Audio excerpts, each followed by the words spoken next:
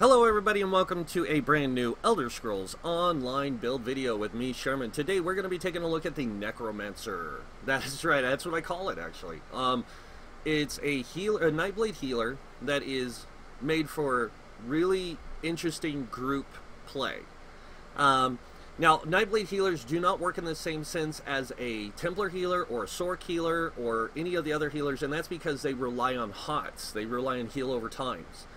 And so their heal per second is actually greater than any other classes heals in the game.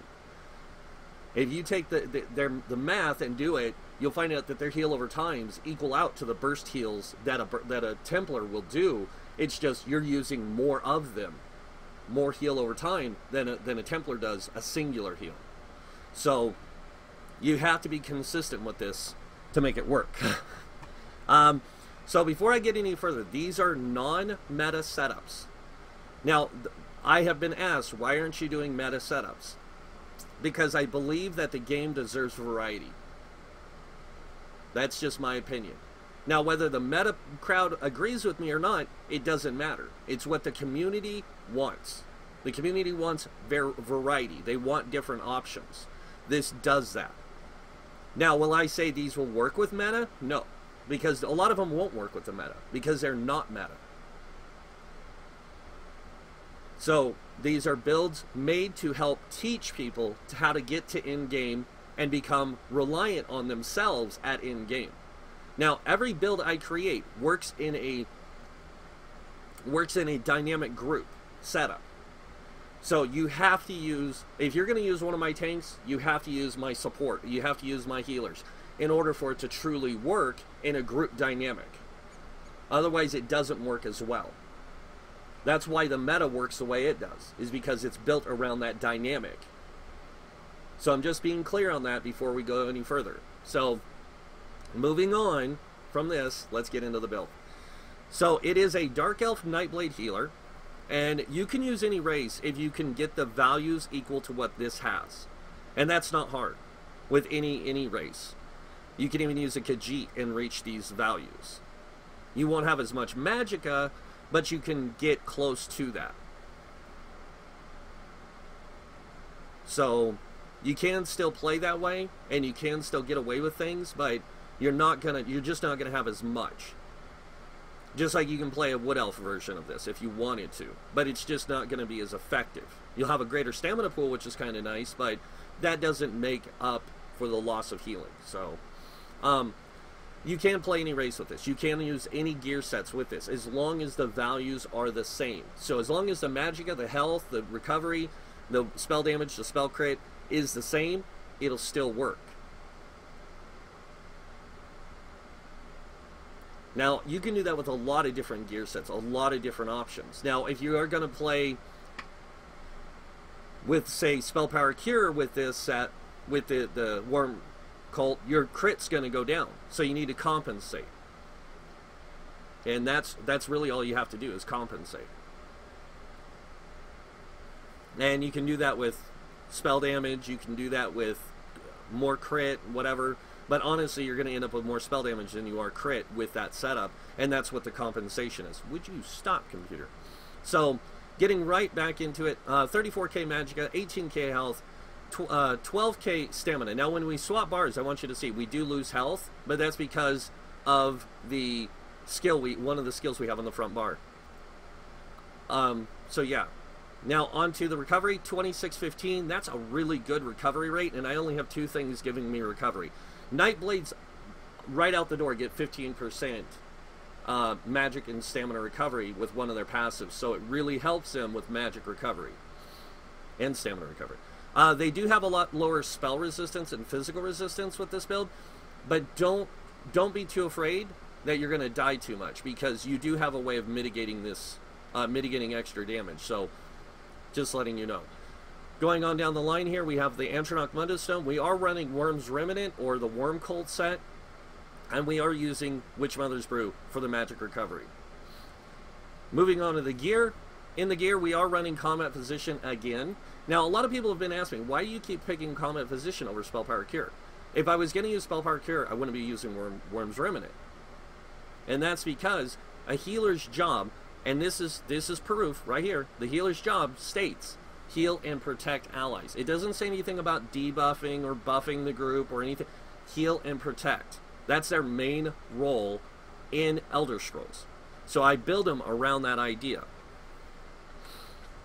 This gives you a way to protect your allies. Now, is it an effective way? It's up to the user to decide. I think it's an effective way to help your group out. In smaller group content, it's a lot better set. In large group content, if both healers are running it, it's really effective. But if one healer's running it and one healer's not, it's really ineffective. All right, Chokethorn for the magic recovery, and as you guys can see, this is infused with tri-stats. So is the chest and legs. The arms, the rest of it is all magica, magic enchants, and it's all divines. So the main pieces are infused, the smaller pieces are divines. And the smaller pieces have max magic on them. That's it. And that's because it gives you almost an equal value. It doesn't give you quite the same amount, but close enough. And this is how you get your max magic up really high. Now you guys are going to be like, yeah, but I've seen healers with like 30 or 40k and all that. That's because they give up a lot more. They're willing to give up a lot more stuff to get those greater pools. I'm not willing to give that stuff up because I know I need it. So that's why.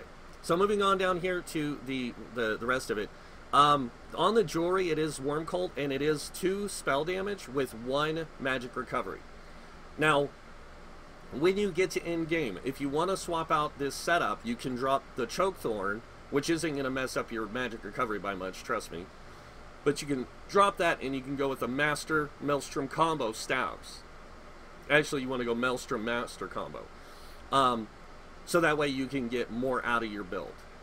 So on the front bar, you would switch this out for a Maelstrom Lightning Staff. On the back bar, you would run a Master Resto Staff. And that's just because of the benefits it can offer in your group. It's just a little bit better. Now, you're not going to get extra magic recovery, but you're already covered on that. So, alright. So, on to the staves. We are running 2 weakening enchants on both these staves. Both these staves are infused. And if you guys are wondering where I'm getting all my healing effects and stuff from, I'll show you guys here in a second. So that's the template of gear. Now let's move on to the skills.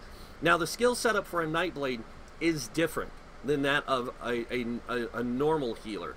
And that's because you don't do burst heals. You do heals over time. So in order for you to compensate, you do need the greater crit. You do need the greater spell damage to compensate for what you don't have, which is a burst heal. You have 1, and you're going to be firing that off a lot, just like you'll be firing it off as much as a Templar uses Breath of Life, but you'll be using a lot of hots to compensate for what you don't have. So that's how it works. Now on to the passives, just before I go over anything. First off, I'm going to start at the bottom this time. You want to make sure you get medicinal use. This is, like, I can't explain how important this is at in-game. Potions have a large cooldown, and if you don't have medicinal use, your application of potions is less than what they get. Now, if you get medicinal use, the application, like when they come off of cooldown, or when they finish their global cooldown after activation, their activation time and their cooldown is the same. So you can activate and reapply as soon as it ends, and it'll keep consistency. That's why medicinal use is so good. Now, when it comes to revisioning, honestly, you're not going to notice a difference with 20 minutes more on your food versus the normal 2 hours. Now, when it comes to 1 hour food, that's when you notice a difference. And that's why this is good. If you're using 1 hour food, then this is important. But if you're using, like, Spell Power or the Witch Mother's Brew, it's not as important. If you're using, you know, Dubious Cameron Throne, it's not as important. If you're using Tri-Stats, it's not as important. Because this gives you more. Like, just more time on that. And 2 hours is already long enough. Alright, so going down the line here on the skills and the rest of the passives, just make sure whatever you're using, you want to get the passives unlocked. Now, people ask me on the armor, I'll do that real quick. So I'm not wearing medium or heavy, but if you were to wear medium and heavy, you would want to get the top 2 and the bottom 1 unlocked on medium, and heavy you would want to unlock the top 3. Because the other passes are just useless to you. And that's pretty much it. Everything else, you want to unlock all passives, even if it's the guild ones, even if it's Fighters Guild. But people say, well, why do I need Slayer? You don't really need Slayer, but it's just best to get all the passes and get them out of the way, because you never know. Later down the line, you might want to switch your build up, and instead of going and respecking everything, you've already got it unlocked. All you have to do is respec the morphs, and then unlock the skills you need for your other build. Because eventually you'll have enough skill points to almost unlock every skill line in the game, except for all the crafting with it. But if you just focus on the essentials of crafting, like a lot of us do on PTS, where it comes to like blacksmithing, we only unlock the top 1 and the bottom 1, because that's all we need. We don't need, you know, metal extraction, because we're not breaking down resources. We only need 1 person for that. That's our node farmer. But when it comes to like playing a character, you only need these 2 things to craft gear. So this is what a lot of us do on PTS to save skill points. And look, I have 197 left. I can unlock all my weapons skills still. I can finish unlocking the rest of my armor skills with it. And that's what this allows you to do. That's why skill points are really important, is it gives you the ability to just say, you know what, I don't feel like playing a healer today, I want to play DPS. Go respec, boom, done. And you only have to respect your attribute points and your gear. Like, change out your gear. And your champion points, and you're done. And that's a lot cheaper than respecking everything. Because respecting all your skill points, that's like 14,000, 15,000 gold. Versus 15,000 gold to respect your skill point, or your attributes and your champion points. You know, or not 15,000, but 6,000. I'd much rather pay 6,000 than that other amount. So that's why it's really important to also make sure you get as many skill points as you can in the game, is so that way you have a variety of different ways to play your character, if you choose to play him in a different way. Alright, so let's go over the skills. Starting with for the skill 1, we are running Unstable Wall of Storms. Now, somebody asked me the other day why use the other one, the other morph, and not Unstable Wall. So I tried Unstable Wall, and Unstable Wall does increase your damage, but because of the 2-second difference in damage, it equals out to the same amount. Not by this, not by like contingency. It just ends up being about the same amount. So either one is good. So it's up to you what you want to do. Now, the next ability we have on the bar, and we only have this because it has a chance of setting concussed enemies off balance. So it's just a way to help set enemies off balance. Next up, we have Refreshing Path. Now, Refreshing Path is a heal and a dot. So it does a heal and it does damage over time. So this is really good, because you set the path down, it lasts 11.5 seconds. Every second it's healing for 1,081. And it's doing 1,182 damage. So this gives you a way to apply damage and heals at the same time. And it comes out to a really good format in the end. Now, the next ability a lot of people are going to complain about because of in-game. In-game, it's really hard to keep this ability effective. And that's Malevolent, or Healthy Offering. The reason why this is hard to keep effective at in-game is because it takes health to cast. So in a trial situation, if you take too much damage, you're dead. So you want to cast this when you have a damage shield on yourself. And you got to time it just right. So that's what makes it really complicated for a lot of people to play the Nightblade Healer, is in order to keep this effective, you have to be good at the build. You have to be good at playing a Nightblade Healer. And that's where the damage shield comes into play. These guys rely on a damage shield on themselves just as much as a Sorc Healer does with their pet. So it's a really good skill, though. It gives you minor mending for 8 seconds, which allows you to cast heals, or get greater heals off for the rest of your heals. So next up is Elemental Drain. Now, I need to be clear on why I have this on my bar. First off, it's not just for me for magic return. It's because a lot of DPS don't build for magic recovery, because it hurts their DPS at the end game. But with some of the new changes coming in, we might actually have to adjust that stuff. Because right now, a lot of resource issues are happening in the end game. Not just for tanks, but healers, DPS, or, DPS and stuff. It's really happening worse for them. And we might see a shift to recovery builds and light attack damage being implemented. I'll go over that in another video.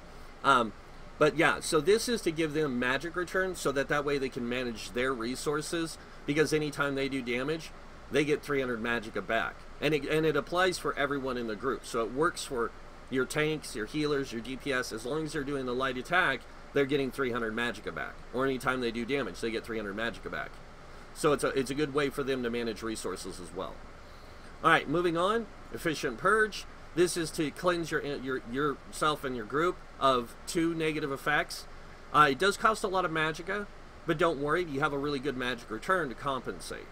And then any other negative effects are reduced by 50% chance of application, so for 6 seconds. So it's a good way to keep that negative stuff coming on your allies. Next up, we have Aggressive Warhorn. This is a really good ability, I'm not going to lie. But you don't want to use it the way that the meta uses it right now. And I'm not trying to be rude against the meta, it's just the truth. Okay? You want to use it to apply that max health, max stamina, max magicka for 30 seconds, yes.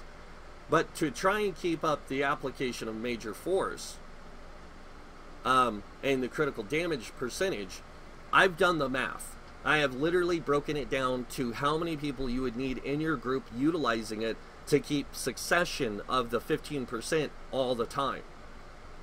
And nobody is going to do that. Nobody's going to have 6 people running it, and that's still pushing it.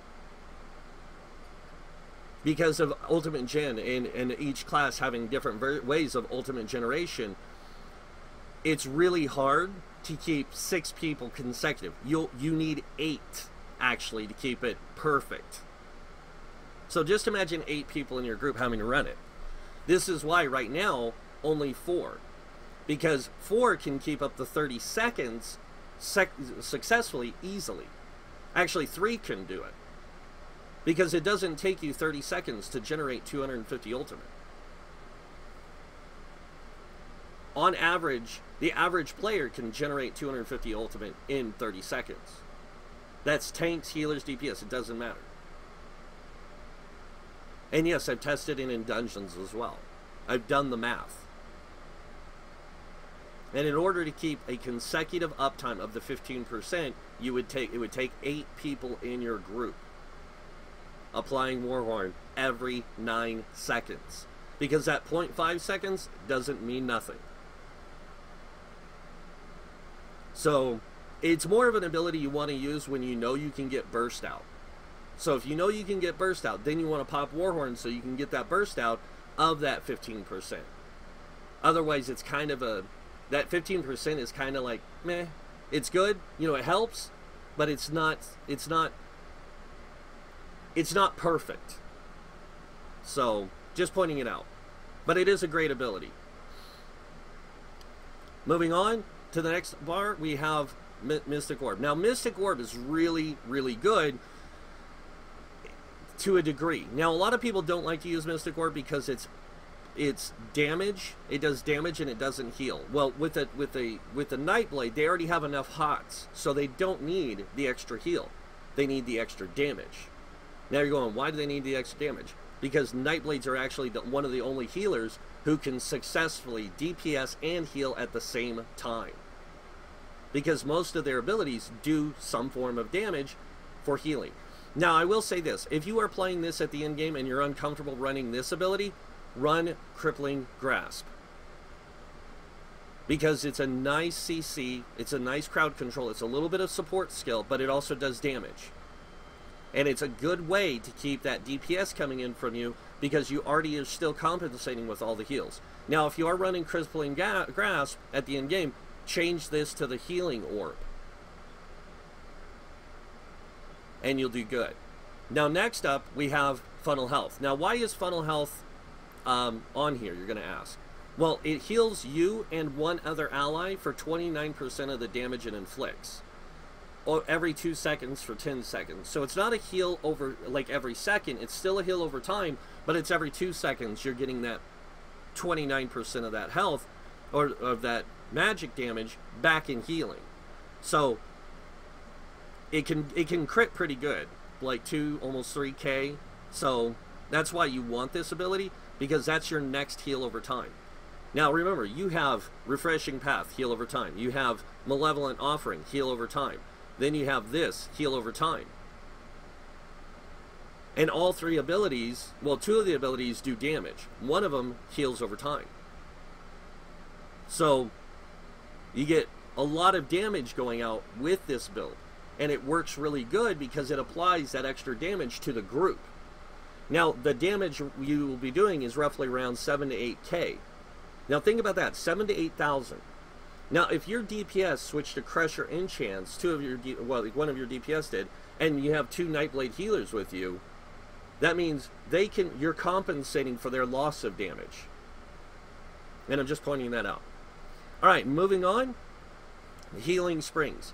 Healing Springs is a good utility skill, I'm not going to lie. It works better with the Master Resto Staff, to be honest, because when you apply it, for as many people healed, you get both Magicka and Stamina back with a Master Staff. But with just a regular staff, you just get Magicka back for the amount of people you heal. Now, why is that good? Well, if you look at the cost of the ability, it's 2,879.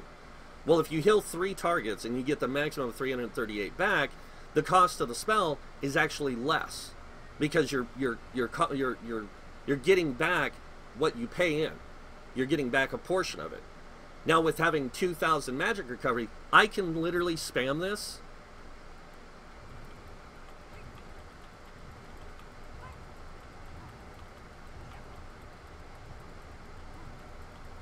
And I barely, I'm not even running out of magic. I can sit here for a good amount of time because I have that much magic recovery every 2 seconds, along with the cost reduction from the cast of the spell, as long as I'm hitting 3 targets. So not only is it costing me 2,879, but every 2 seconds I'm almost getting the cost back for free, because I'm getting that much magic recovery. So it's a really good one to save resources with. Next up, we have Combat Prayer. Now, this is your burst heal, because guess what? You have no other burst heals. So you want to make sure you have this as your burst. Now, the great thing about it, and remember when I talked about how you get all this extra damage? Well, the great thing about this is because you have those dots down and all that other stuff going on, when you apply, if you apply this and then pop your Wall of Elements, your other thing, and your other thing, for the 8 seconds, you're going to get Minor Berserk. And that's going to increase your damage output along with your allies' damage output. So it works out better for you to run this on a Nightblade, because you're built around doing damage and healing. And that's why I call it the Necromancer build. Is because you're utilizing life force to heal with. Not only your own, but the life force of your enemies. So it's kind of like that necrotic feeling to it. Now, it does, honestly, it works better with an Ice Staff on the front bar for some reason. I don't know why. But because of the passives of the Ice Staff, you would end up only, you would have to give up one of the passives. But the nice thing about that is that using that Ice Staff, you get that 20% damage mitigation when you block. So you can actually mitigate damage with having that lower resistance value. So it's like a compensation again. So moving on to the next one, we have Ward Ally. Now, Ward Ally is mainly for your expense.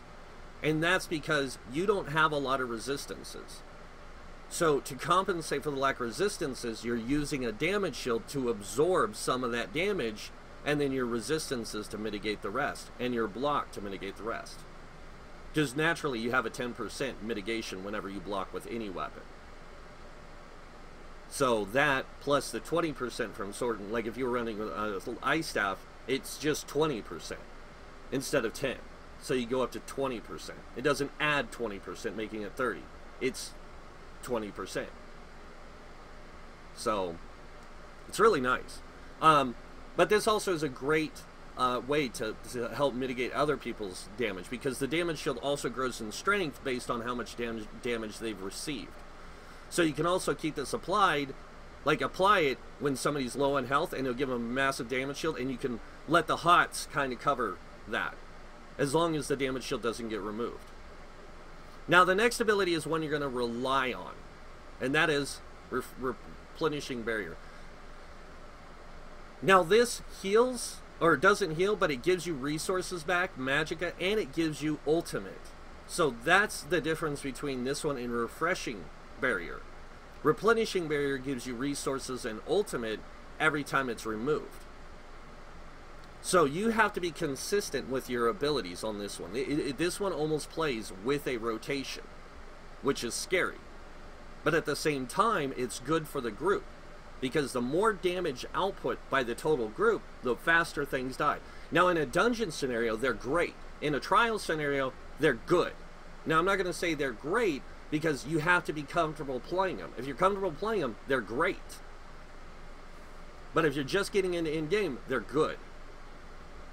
And this does play into that. The reason why this is really important for you is because, like I showed you guys, with the combat physician set and the damage shield, it's the same thing here. It's a damage shield you apply to your group. And it's a massive damage shield. And it lasts for 30 seconds. So you can cast this, forget about it, and keep healing, you know, keep doing your thing, but it's going to mitigate 30% of the damage, or 30k damage over that time. And that does grow, by the way. So I'm going to show you guys. I'm going to go ahead and pop my potion. It grows based on max weapon damage and max magicka. So if I used Warhorn and 30 seconds later I fire this off, or somebody has Warhorn going and then at 30 seconds later I fire this off, this shield is going to be even greater, because my max magicka pool went up. It's going to go up to about 34,000 point damage shield. So it's really nice. It's just really nice. And that's the skill. So let's go in and take a look at the champion points. And again, guys, very similar to all my other healers. Not going to lie. 37 into Ironclad. This reduces damage taken from direct damage by 15%. 37 into Thick Skin. This reduces damage taken from damage over time by 15%. And then we have 43 in a Hardy and 43 in Elemental Defender. Both of them reducing damage we take from pretty much everything by 10%. Now these do stack with these. So if you're taking Flame, Frost, and Shock, but it's an area of effect, it's actually going to be reduced by 25%. If it's direct damage, it's going to be reduced by 25%. And then if it's a light and heavy attack, you have 16 in Expert Defender, reducing the light and heavy attack by 10%. And now damage over time, unless it's a resto or like a lightning staff you're being hit by, and that's considered a heavy attack, will it stack with this? Because that's considered damage over time. That lightning is the staff attack, heavy attack. So it does apply to this. I have tested it. So it's actually a 35% reduced damage. Now, if it's just a light attack from a melee character, you're still getting a 35% reduced damage. So it's a good way to help mitigate that damage. And that's what this allows. Now, also, PvE enemies, a lot of NPCs or mobs in the game, do light and heavy attacks. So having this really helps your mitigation, along with that other damage reduction. But you already have a low resistance, so it's not going to help by much. But it does help. Moving on, we have 56 in the Bastion. This reduces the damage you take, or increases the effectiveness of your damage shield, making your damage shield stronger. Sorry. So make sure you get the 56 in here to make your damage shields work better. And then moving on over here, we have 23 in a Warlord. This reduces your break free cost by 10% and is really, really good. Now, a lot of people are like, well, 10% isn't much from X amount. It's really good because it saves you stamina. It just saves you a chunk. But it means that you don't have to worry about using something else a few seconds later. It actually conserves your stamina. So that's why you have 23 points in here. 21 into Sprinter, same reason, conserves stamina. Moving on to the next one, we have 75 in Arcanus. This increases your magic recovery by 14%. And like I said earlier in the beginning of the video, Nightblades have a 15% out the door recovery rate because of one of their passives. With this, that's a 29%.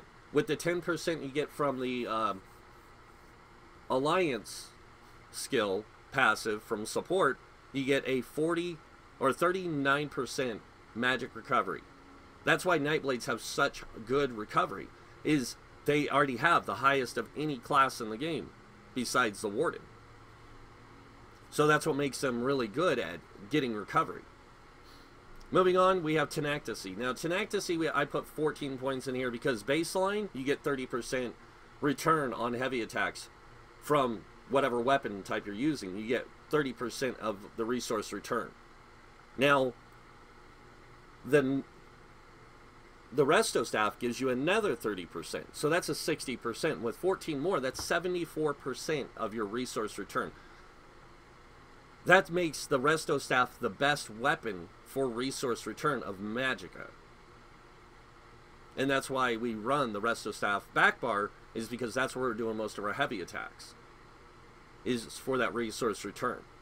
It's not like you need it, trust me. So moving on, we have 23 into Tumbling. This increases our roll dodge chance by 10%, or reduces our roll dodge chance by 10%, saving us resources. Same thing with Shadow Ward. Saves us resources. Alright, now we're going to move into the Blue Tree, and we will finish this off. So Blue Tree, we have 75 in a Bless. This increases healing done by 14%. Now, I did have a comment brought to me the other day where somebody's like, if you don't put 100 in there, you're losing you're losing it on your healing. 1% healing is not big enough to make a fuss about. It really isn't. And you're wasting points that you could put somewhere else that can improve your character's overall effect. So that's why I don't put 100 points in here. Is 25 more points to get 1% is wasting. Now, when maybe in a year's time, I'll disagree. But we're still a year away before I can say that. Right now, we should not be doing that. So, moving on, Elfborn. Again, 56 points, giving us 20% increase to our critical heals and our critical damage. Now, why is this, why not 100 points again? Same reason. 44 points for 5%. It's good. I'm not going to lie, it's really good. But it's wasted. Because 5% isn't going to be enough to make a big enough of a difference when my crit is already so low.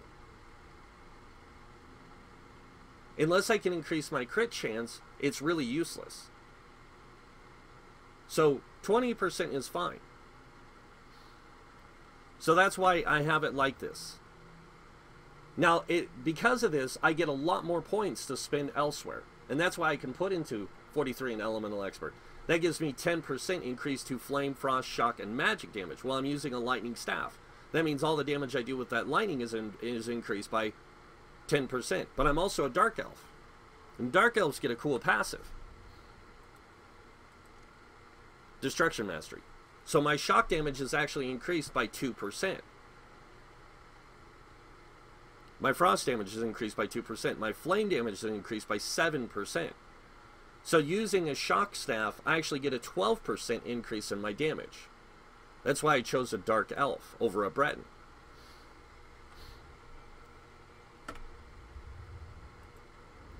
So, moving on, we have 4 points in the Spell Erosion. Because we had 4 points to spare, I put it here to increase our spell penetration, so we get greater damage potential. It's pretty easy to figure out. Over here we have 16 into Staff Expert and 23 into Master at Arms. Now remember, we're using a lot of points here to fill in these two, or to fill in this. Because of that, this is going to be a lot lower for us. So we get 16 from this. That's 10% increase in light and heavy attack damage. Remember, we're going to be doing heavy attacks for resource return and also just to do damage. So why not boost it? Next up, 23 into Master at Arms. All direct damage you do is increased by 10%. So this increases my direct damage from certain abilities by 10%. Now, my light attacks are direct damage, so they're getting increased by 20%. My initial hit from my heavy attacks are direct damage, so that means they're being boosted by 20%. They're also being boosted by 12%. That's 32%. So it does help to have that, because it increases my damage potential, which increases the total damage of the group by more. I'm compensating for the lack of healing by increasing my damage. Now moving on over here, we have 23 in the Thaumaturge. This increases all damage over time, damage by 10%. Now, I'm going to tell you guys straight up, I only have one damage over time ability, and that's my Wall of Elements. All my other ones that do damage over time, like Refreshing Path, the one that does the heal over time, those don't get boosted by this. This is only for damage over time effects. So that means, like Wall of Lightning, Burning, if a spell says it does fire damage over time, or bleed over time, those are the things that get affected. This does not get affected by it. Even though it does do damage over time, it doesn't do it in the same sense. This gets improved by damage over time. This does not. This does not get improved by damage over time. Not that I can tell, at least. So, you're still getting good damage over time, you're just not getting the higher damage over time. So, still a really good setup. And then, that's pretty much it for the champion points. And that is it for the Necromancer build. Now, I'm going to show you guys a little bit of this in play. Mainly because a lot of people have been asking to see it in these builds in action. But I'm not going to take them into dungeons because it's really hard to get a group on PTS. Unless you have a group of people you play with. Now, I do have a group of people I do play with, but they're not on at the same hour as I am a lot of the times. And we have conflicting schedules. When they are on and I'm on, we do play together. But one of the groups I play with doesn't like me recording them. The other group I play with doesn't mind, but trying to get all three of us on at the same time is not easy. Or all four of us on at the same time is not easy. Because, like I said, conflicting schedules. So, and the times that we can get on all at the same time is Friday night. And then that's once a week. So, I can't show you proof of all these builds in action. And I do apologize. But maybe here soon. So let's go over here and mess around with one of these giants. And like I said, these builds are just to help you get to in-game. They aren't meta. They're not competitive. And if you want to still play them at the end game, they still work. They're just not as effective competitively as the meta. So, here we go. Now you're going to see I used the healing, that Malevolent offering, and I took damage, but it came right back because I have all these heals going on.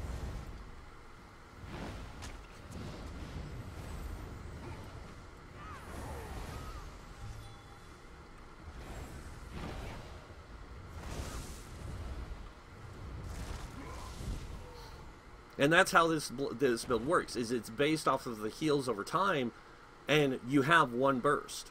Unlike the Templar, who has multiple burst heals. Well, it has two. It has the Combat Prayer most of the time, and it has the Breath of Life. But Breath of Life is such a massive heal that it makes the Combat Prayer look like a joke. For that purpose, you have to compensate. And you compensate with the heals over time. And you want to get them working as effective as possible. And that's why Combat Physician works with this build really good. That's why Worm Cult works with this build really good. But that's pretty much it. So, if you guys like this build, which I hope you do, please hit that like button. If you guys want to see more builds by me or just see more videos by me, please hit that subscribe button. You don't have to. It's up to you. Other than that, thanks for watching. Until next time, have a wonderful day. And this guy might see you in game. Bye.